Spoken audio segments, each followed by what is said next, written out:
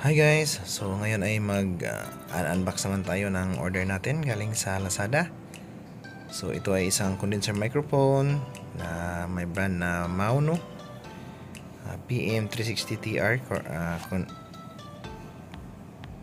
condenser microphone, at saka ito yung high fidelity audio card, audio interface para sa ito yung magdadrive sa ating condenser guys, para magkakaroon siya ng phantom power at masasagap niya lahat ng mga detalye sa loob ng classroom. Okay, so ito yung in-order ko sa Lazada. Ito yung Moano condenser microphone. So 1,000 plus yung presyo niya. At saka ito naman yung Tion audio interface card. Okay, so this is for professional recording and arrangement, powered by Tion Q12. So bali pang entry level lang ito guys ha. Mahal kasi yung mahal yung mga professional talaga, mga branded. So ngayon ay unahan itong i-unbox yung audio card.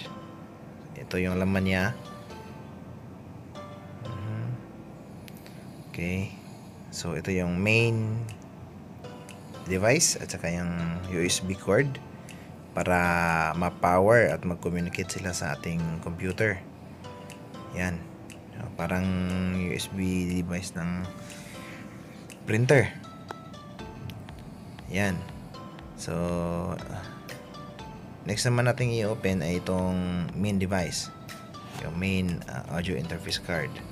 Ayan guys, so may dalawang siya. So ito yung USB port, may dalawang microphone jack, universal. So again guys, ang habol natin dito ay yung 48 volts phantom power na kaya niyang i-power yung condenser microphone natin. So okay lang siya guys, no? May magaan, hindi masyadong bulky. May knob siya, may 3-point jack. Again, audio interface siya, no? Tion. Now, ang ating i-unbox naman yung condenser microphone natin, yung condenser microphone kit. Okay, so ito na siya. Yan. So condenser mic capsule, cardioid polar pattern, XLR output, at saka yung ultra low noise circuit design, 3.mm audio plug. Okay, so i-open na natin guys ang condenser microphone unit kit natin. Okay, again, this is the model niya ay EU PM360TR. Ayan, so may description siya: condenser mic capsule, cardioid polar pattern, ultra low noise circuit, state of the art surface mount electronics, 3.5mm audio output plug, compatible with mobile computer and sound card. Okay, so open na natin guys. Ito yung laman niya. So we have the 3.5 to XLR cord cable. Yan. So yung 3.5 to at saka yung yung stand. Yung 3.5 at to XLR cable guys, hindi yun pwede sa phantom power guys ha. So ang gagawin natin, bibili tayo ng XLR to XLR cable. So ito yung, hindi ko alam kung anong pangalan nitong cord na to guys. So bali ang gamit niya ay from 3.5mm, i-separate niya yung audio at saka yung microphone. So ito yung main condenser microphone ng Moano. Yan. So ganda tingnan guys. At saka ito naman yung filter, no? Para mawala yung air noise. Yan. So mahirapan pa tayo ipasok guys kasi masiki pa. So wag na lang natin ipasukin. Ngayon ay i-set up natin yung condenser microphone natin, guys. So simple lang. So kunin natin yung yan cord, 3.5 cord, at saka yung ipapasok natin doon sa puwit ng ano, yung condenser microphone. At ito namang audio interface ay kukunin natin yung power supply. Ayan. Bali yung power supply niya ay ang USB. So plug lang natin dito sa likod. Ayan. Then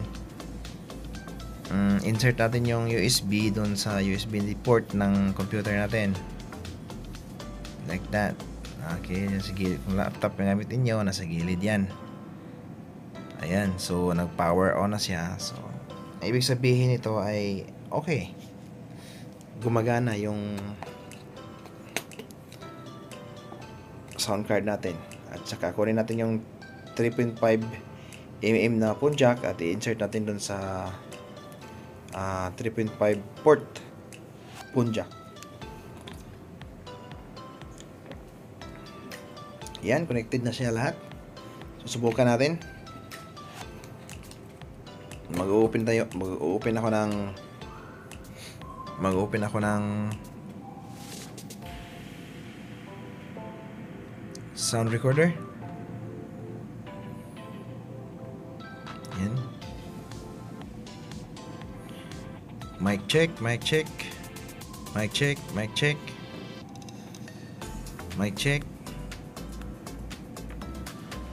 Parang may problema, guys. Okay. Mic check.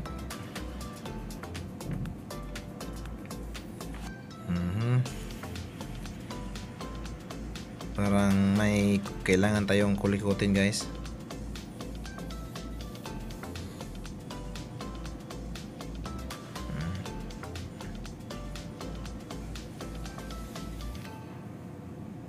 Mic check. Wala pa rin. Hello. So ayan, yun na. Ito na. Gumana na siya, guys.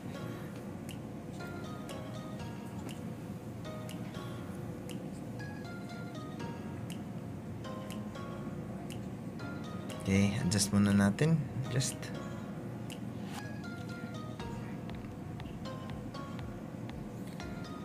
Hello.